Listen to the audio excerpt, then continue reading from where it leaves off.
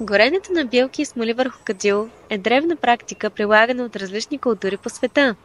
Шаманите и древните цивилизации, като египтяните, гърците и римляните, са използвали за пречистване на пространството и духовни ритуали, а съвременните научни изследвания разкриват нейните значителни ползи.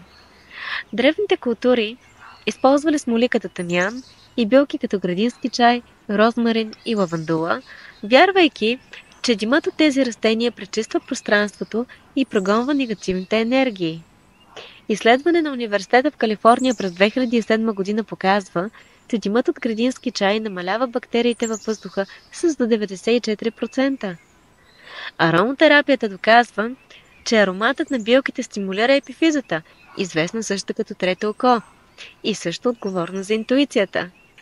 Този аромат подобрява настроението, намалява стреса и подобрява качеството на съня. Според доктор Джо Диспенса, стимулирането на епифизата може да доведе до по-дълбоки духовни прозрения и до по-високо ниво на съзнание. Древните гърци и римляни са използвали лавандулата и розмарин по време на религиозни церемонии и медицински процедури, вярвайки, че лавандулата успокоява духа, а розмаринът подобрява паметта. Сподели в коментар дали обичаш да кадиш и какви аромати предпочиташ.